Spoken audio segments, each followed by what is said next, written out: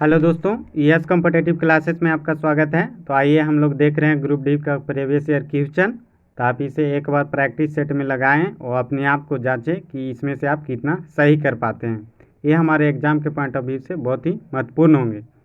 चलिए question number 1 की ओर चलते हैं। क्वेश्चन नंबर 1 में हमारा क्या कह रहा है, बल का गणनात्मक मापन करने वाला नियम है। इसमें आपको 5 सेकेंड का समय दिया जाता है। इसका सही आंसर आप बताइए। इसका सही आंसर क्या हो जाएगा? इसका सही आंसर हो जाएगा ऑप्शन नंबर सी।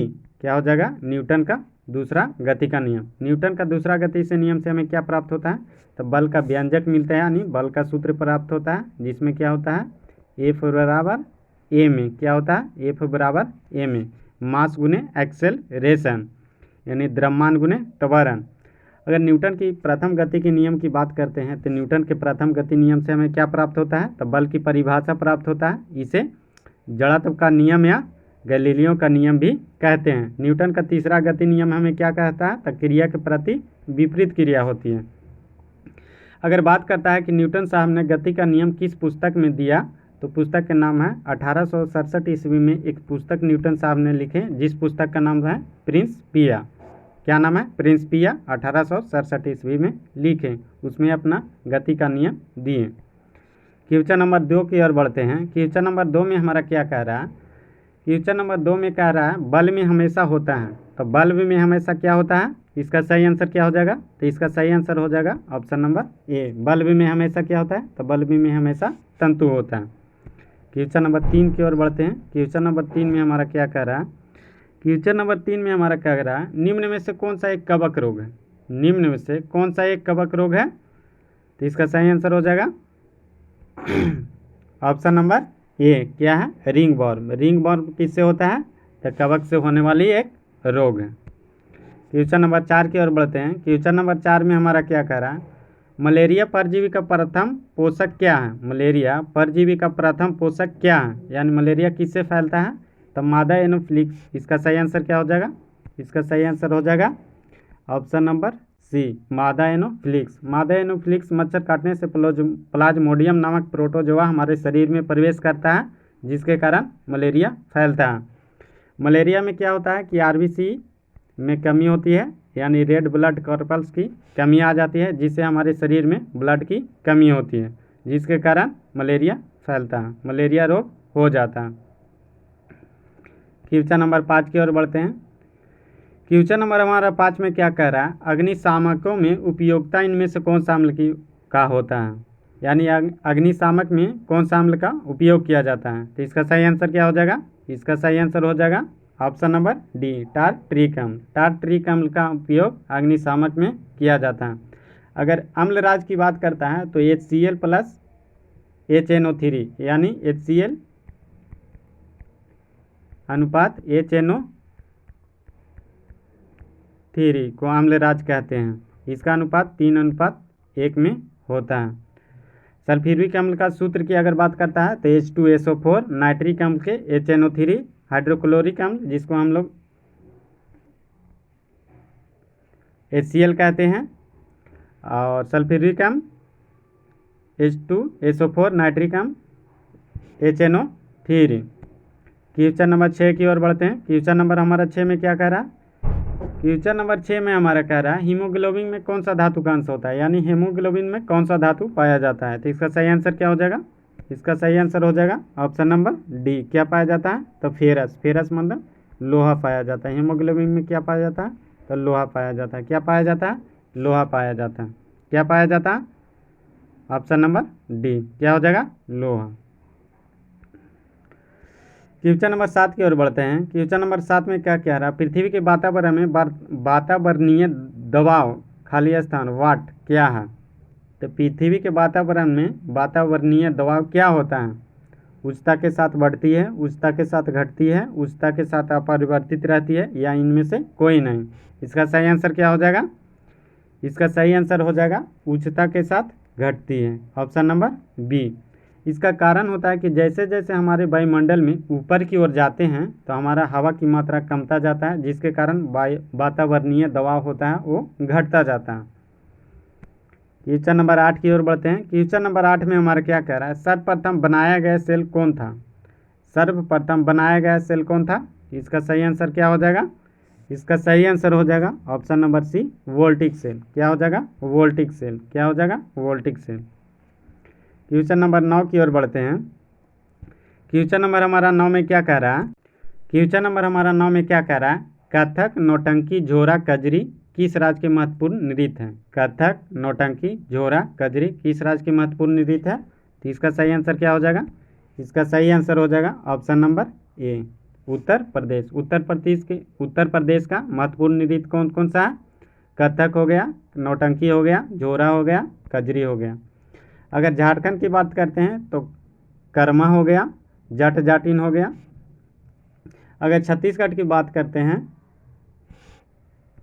अगर छत्तीसगढ़ की बात करते हैं तो यहाँ की महत्वपूर्ण नृत्य है पंडवानी, जिसकी महत्वपूर्ण कलाकार कौन है? फेमस कलाकार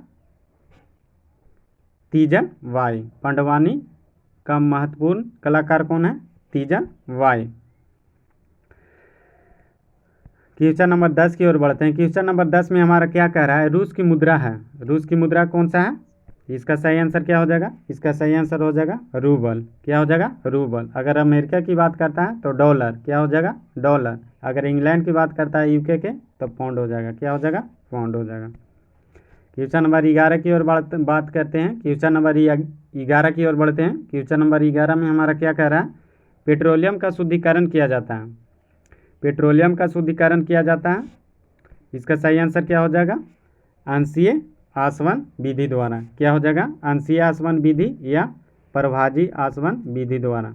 क्या हो जाएगा? अंशीय आसवन विधि या प्रभाजी आसवन विधि द्वारा पेट्रोलियम का शुद्धिकरण किया जाता है।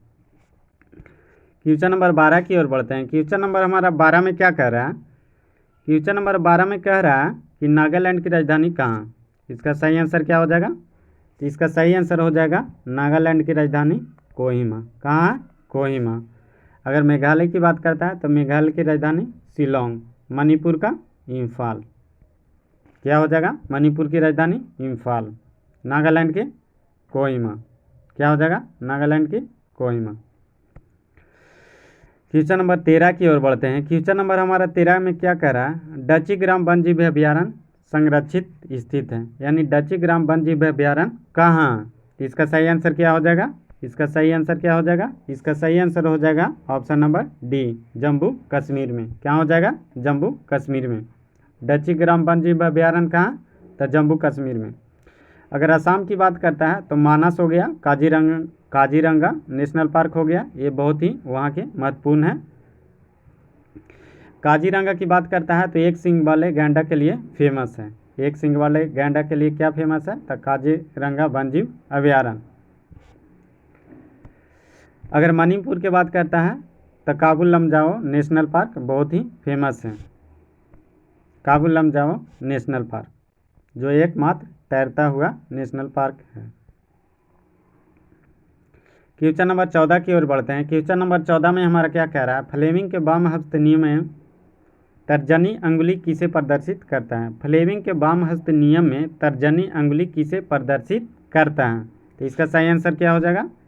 इसका सही आंसर हो जाएगा फ्लेमिंग के वाम हस्त नियम में तर्जनी अंगुली किसे प्रदर्शित करता है? तो किसे प्रदर्शित करता है? तो चुंबकीय क्षेत्र को प्रदर्शित करता है। किसे प्रदर्शित करता है? चुंबकीय क्षेत्र को प्रदर्शित करता है। क्या प्रदर्शित करता है? तो चुंबकीय क्षेत्र को प्रदर्शित करता है फ्लेमिंग का वाम हस्त नियम। क्वेश्चन नंबर 15 की ओर बढ़ते हैं। क्वेश्चन नंबर हमारा 15 में क्या कह रहा है? धान में उत्कृष्ट किस्म है, यानी धान में उच्चतम मतलब उत्कृष्ट किस्म कौन सा है? तो इसका सही आंसर क्या हो जाएगा? इसका सही आंसर हो जाएगा ऑप्शन नंबर बी। क्या हो जाएगा? गंगा 101। क्या हो जाएगा? गंगा 101। क्या हो जाएगा? गंगा 101 धान के उत्कृष्ट किस्म। क्वेश्चन नंबर 16 की ओर बढ़ते हैं। क्वेश्चन नंबर हमारा 16 में क्या कह रहा है? निम्न में से कौन सा समूह से संबंधित नहीं है? क्या हो जाएगा? निम्न में से कौन सा समूह से संबंधित नहीं है? इसका सही आंसर क्या हो जाएगा? तेंदुआ, सिंह, लोमड़ी या वेल। लोमड़ी या वेल। तो इसका सही आंसर क्या हो जाएगा? Option number D. वेल जो होता है जो जल में रहता है, बाकी सब स्थल पर रहने वाला पशु है, जीवधारी है। तेंदुआ, सिंह, लोमड़ी स्थल पर रहने वाले पशु है, जीवधारी है। और व्हेल पानी में सबसे बड़ा प्राणी है। पानी में रहने वाले यानी स्थल पर पानी में रहने वाले सबसे बड़े प्राणी कौन सा है? तो व्हेल। क्वेश्चन नंबर 17 की ओर बढ़ते हैं। क्वेश्चन नंबर 17 में हमारा क्या कह रहा है? भारतीय वायुसेना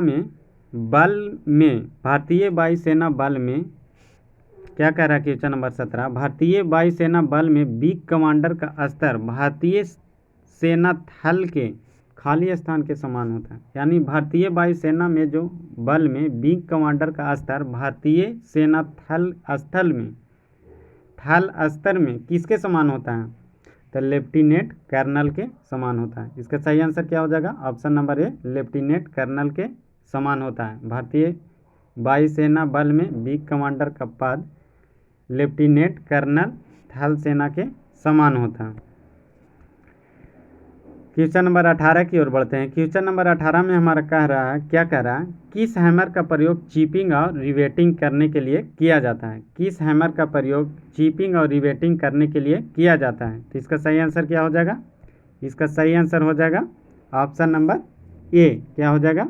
बॉल पेन हैमर विधि द्वारा चिपिंग और रिवेटिंग किया जाता है।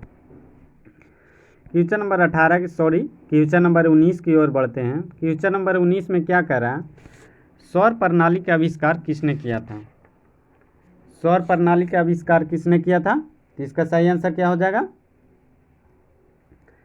इसका क्या कह रहा है क्वेश्चन? सौर प्रणाली का आविष्कार किसने किया था? तो इसका सही आंसर क्या हो जाएगा? इसका सही आंसर हो जाएगा ऑप्शन नंबर सी, कोपरनिकस ने सौर प्रणाली का आविष्कार किया था।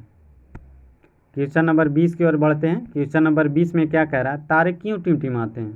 तारे क्यों टिमटिमाते हैं? इसका सही आंसर क्या हो जाएगा?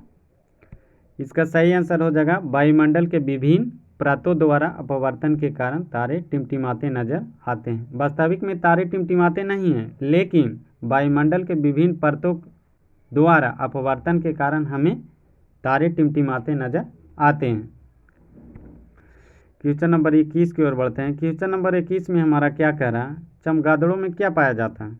चमगादड़ों में क्या पाया जाता है? इसका सही आंसर क्या हो जाएगा? ऑप्शन नंबर ए, प्रस्रव ध्वनि तंत्र पाया जाता है, जिसके कारण वो प्रस्रय ध्वनि तरंगे उत्पन्न करता है। ये प्रस्रय ध्वनि तरंगे जो होता है वो 20,000 हर्ट्ज से ऊपर होता है। कितना होता है? 20,000 हर्ट्ज से ऊपर होता है। ये हमारे मनुष्य इस आवाज़ को सुन नहीं पाता है। इस आवाज़ को कुत्ता, बिल्ली, चमगादड़ सुन पाते हैं। कौन कौन सुन पाते हैं? कुत्ता हो गया, चमगादड़ हो गया, बिल्ली इस प्रस्रव ध्वनि तरंगे को सुन पाता है। तो चमगादड़ों में क्या पाया जाता है? तो प्रस्रव ध्वनि तंत्र पाया जाता है, जिसके कारण वो प्रस्रय तरंगे उत्पन्न करता है। क्वेश्चन नंबर 22 की ओर बढ़ते हैं। क्वेश्चन नंबर हमारा 22 में क्या कह रहा है? नाभिकीय रिएक्टर में इनमें से कौन सा ईंधन काम करता है? नाभिकीय रिएक्टर में इनमें से कौन सा ईंधन काम करता है? तो इसका सही आंसर क्या हो जाएगा? यूरेनियम। इसमें 2 ईंधन काम करता है, यूरेनियम 235 और प्लूटोनियम 239। ये दोनों ईंधन नाभिकीय रिएक्टर में काम आता है। क्वेश्चन नंबर 23 की ओर बढ़ते हैं। क्वेश्चन नंबर हमारा 23 में क्या कह रहा है? रेशम कीड़े के पालन को क्या कहते हैं? रेशम कीड़े के पालन को क्या कहते हैं? तो इसका सही आंसर हो जाएगा सेरीकल्चर। क्या हो जाएगा? सेरीकल्चर। एपीकल्चर मधुमक्खी पालन, हॉर्टिकल्चर बागवानी और पीसीकल्चर मत्स्य पालन। पीसीकल्चर मत्स्य पालन, हॉर्टिकल्चर बागवानी क्षेत्र, एपीकल्चर मधुमक्खी पालन, सेरीकल्चर रेशम कीड़ों का पालन। क्वेश्चन नंबर 24 में क्या कह रहा है? इनमें से कौन सा समूह से संबंधित नहीं है? तो इसका सही आंसर क्या हो जाएगा? इसका सही आंसर क्या हो जाएगा? वाहन चलाना। वाहन स्थल पर चलाया जाता है, बाकी सब ये सब जल में किया जाता है। वाहन चलाना स्थल पर होता है, नौका चलाना, गोता लगाना, मछली पकड़ना, ये सब क्या होता है? जल में होता है। क्वेश्चन नंबर 25 की ओर बढ़ते हैं। क्वेश्चन नंबर 25 में हमारा क्या कह रहा है? गर्भाशय में शिशु के विकास की जानकारी हेतु किसका प्रयोग किया जाता है? जब गर्भाशय में पल रहे शिशु होता है तो उसको जानकारी के लिए हमें किस चीज़ का प्रयोग किया जाता है? तो इसका सही आंसर क्या हो जाएगा? इसका सही आंसर हो जाएगा अल्ट्रासाउंड। क्या हो जाएगा, अल्ट्रासाउंड। अल्ट्रासाउंड का प्रयोग किया जाता है जिसमें हमें ये पता चलता है कि गर्भाशय में पल रहे शिशु की स्थिति क्या है, वो कैसी अवस्था में है और किस आकार में है। इससे हमें गर्भाशय में पल रहे शिशु की लिंग की भी जानकारी प्राप्त होती है। इसी के साथ आज हम अपनी सेशन को समाप्त करते हैं। ये सेशन आपको कैसा लगा आप अपनी कमेंट में राय ज़रूर दीजिएगा और इसे आप प्रैक्टिस सेट में लगाएं और अपने आप को जांचें कि इसमें से आप कितना सही कर पाते हैं, ताकि आपकी तैयारी और भी मजबूत हो। इसी के साथ अपना वाणी को विराम देते हैं। जय हिंद, जय भारत।